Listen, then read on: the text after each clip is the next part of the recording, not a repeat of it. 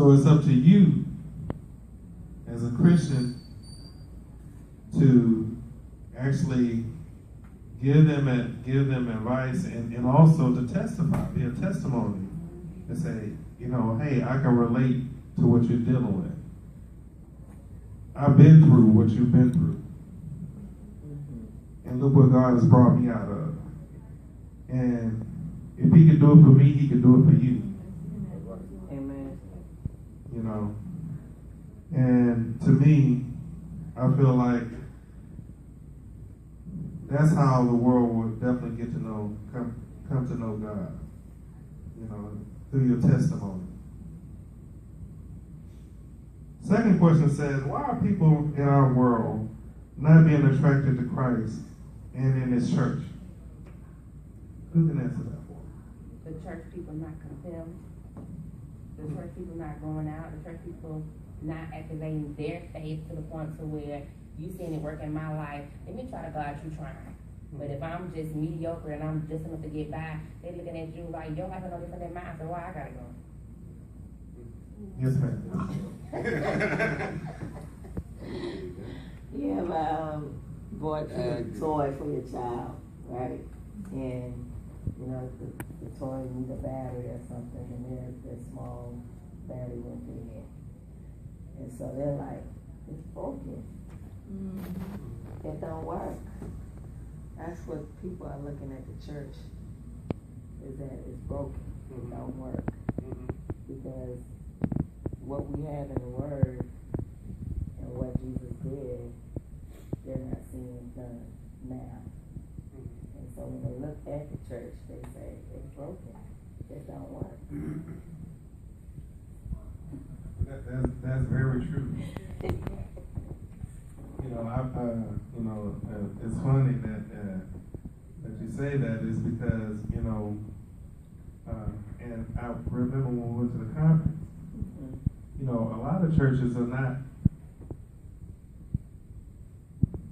acting within the fivefold ministry. And that's the reason why people come to church, get the same result every single time. Of course you hear pastors speaking and preaching, but nothing is really getting through. There's no support.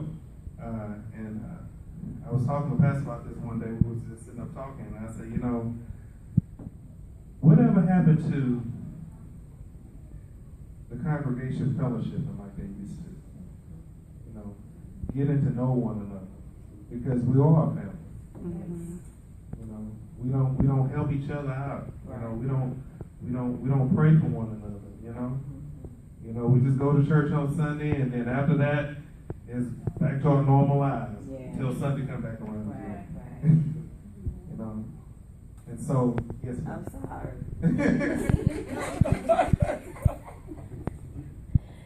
Because when you said that, as a body, because I know I touch base with everybody, but as a body, you ought to be calling your sister. Do you have their number? Are you touching base with? Are we praying for them? Because God will put people in your spirit, especially if they're in your church. If God put them in your heart, you need to call them, check on them, see how they're doing. Because every time you see people and they're smiling, that don't mean everything's okay. And so you need to say, hey, you doing okay? Can I help you with something? Because we want to create a church where we're not just coming here and we're praising God and we shouting all over the place, and we don't know what our brother or sister are going through. Think about Robin Williams, how he was a big comedian, entertainer, making people laugh. Right. And no one knew that he was suffering with depression. That's right. And killed himself. And he had people that were close to him, and no one knew that he had that battle that he was dealing with. That's right. And so I don't want that to happen with CWC. That's right. We got to call, we got to reach out and touch with one another. Say, That's hey, right. how you doing? What's going on? And then you got to be not so closed-minded. Oh, it's okay, knowing that you're going through hell. You got to open up too. That's right. Amen. Because if you want some help, Bible says, I mean, people say, closed mouths don't get fed. Amen. So you can't think I'm gonna prophesy and say, oh, you need this. Sometimes you gotta open up your mouth and say, hey, I need some help. That's right. I need to talk to somebody. That's right. Transparency. Yes. Yes. And also, that was great. Another thing was, like, if you're living the lifestyle of the world, and they're seeing you do the same thing that they're doing, then you're not displaying the Christian life in a biblical way, or as a believer. So they're saying, what makes you different from me? So a lot of times that happens as well. That happens as well. So therefore they're like, okay, if you're doing the same thing I'm doing, and you say, and people are quick to say, and you call yourself a Christian, Right. and your words don't reflect, your lifestyle doesn't reflect, then that's another situation where they won't come to the church. Yes, God will meet you where you're at, just come. But if you're still, a babe, and you're going out saying, hey, this is this church or whatever, then that's what they're seeing. That's what you're displaying. Yes. I just was going to piggyback off of what Pastor was saying about making yourself available, touching bases with the different men and women of God in the church. Just like I made myself and spoke to my husband about making ourselves available to Shaquila and her family to make sure, hey, put our name, if it's okay with you, put our name on the list at the children's school so we can get involved.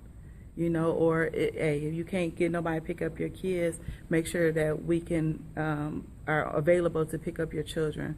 We want to be involved with not just the adults, we want to get involved with the children too, because they need to know that not only mommy and daddy loves them and support them in school, but we're here too. What can we do? Can we show up at a game, a volleyball game, a soccer game, baseball game? It's been a while, but we need to show, we may not can make everything, but we can show our interest to the children as well. So make ourselves available to a need that may arise. Not only when there is a need and, oh my God, I need something like right now, but letting them know in advance that if you need me, I'm here. Absolutely. Yeah, that is a great point. A lot of times we just need to do things just because. No apparent reason, just because I should be able to come to my brother and just talk to him and just to say, no man, I was just thinking about you, man. That's right. Not because, are you going through something, or man, I need your help with something. It's all about developing family structure bringing family structure back into the church. And being able to fellowship more often, not just on Sundays, or as they say, Wednesday night Bible study. There's so many things that we can do as a body, but it starts right here. Yes, it does. Yeah. It starts right here, and like I say, I go back to saying we have to lead by example. Just like you made the comment, he's like, okay, so what makes you any different than me? I'm out here in the world, but yet I'm still doing worldly things. So what makes you so special? But if I'm coming to you and coming to you from a different perspective and say, look, just come out and visit us. Come fellowship with us, see what we're doing. That's leading by example. Because the average person expects you to tell them something different now. Because best believe if someone asks you to go out to the club, that's what they're going to expect. You talking about going out and partying and stuff like that, they all ears. Right. But as soon as you start saying, well, hey, I just want to invite you out, the church and just come fellowship with us to see what we're doing. Let's talk about this God that we serve, Also, when we went out for the outreach, we was passing them out, and it was a group of young men that passed by, and I was like, here, let me give you this flyer, come to this party, we having this party, come. Then they was like ready to go. Then they was like, oh, okay. I said, it's a Holy Ghost party. And I think we should do more stuff that really target the youth, you know, because a lot of times we're so, you know, we're so focused on everything else, but we have to do more kid-friendly, teenage-friendly things that will definitely attract, you know, the younger generation. You know, again, you know, we all know that average teenagers, they want to do fun stuff. And so, but we have to show them that you can do fun stuff in the house of the Lord. That's right. That's right. You know, you just have to present it that way so they can fully understand. You know, you don't have to worry about, you know, we're not here to bash you over the head with those scriptures that you all day long. You know, but it's all about getting an understanding about why we do what we do, why we celebrate Jesus and what we do. Yes. You know. Mm-hmm. I just want to add that that's another problem that we have in the community, that a lot of people are afraid to know what we're doing because they think that it will reroute their whole life. Mm-hmm. They don't think that saved people have fun. They don't think that Christians can enjoy themselves. They don't think that Christians can live wholesome lives just like they are. We're just not in the world. Absolutely. So they're fearful of finding out, I don't want to stop doing what I'm doing to do what you're doing. Well, I have fun just like you do.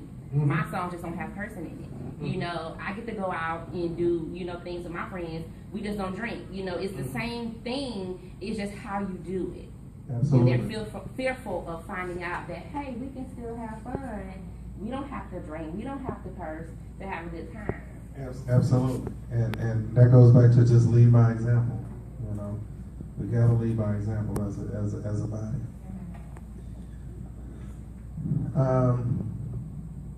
I'm a kind of, I know we're kind of pressing for time here, but I do want to go to question D. It says, why does God give God-sized assignments that an individual or a church cannot accomplish? Why does God give God-sized assignments that an individual or a church cannot accomplish? To show himself powerful, that he could do it.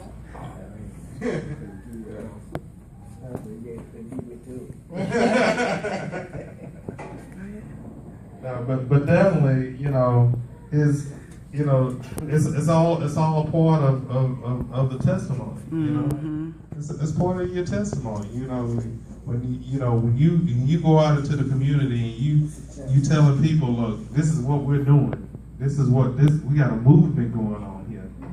You know, you need to come down to see us because we're doing some things that are impacting the community. People want to see that. You know, it's one thing to just tell somebody something. It's another thing to show people. You know, and when they see what you're doing, and they see it with their own eyes, because you know, we as people, we have to see everything. You know, you just can't just tell us anything. No, we got to see it. So you know, definitely, we have to do more God-sized events and things that will impact the community and as a body, as a church. We have to do more God-sized things. And I thought that was a beautiful thing that we did for the back-to-school thing. You know, a lot of people who didn't know about us, and you know, they're seeing what we're trying to do in the community. Right. You know, and it's only going to get bigger and better, better and better. You know. Amen. I know that's right. Okay, it says, what is your church attempting to do that will happen only if God brings it to pass?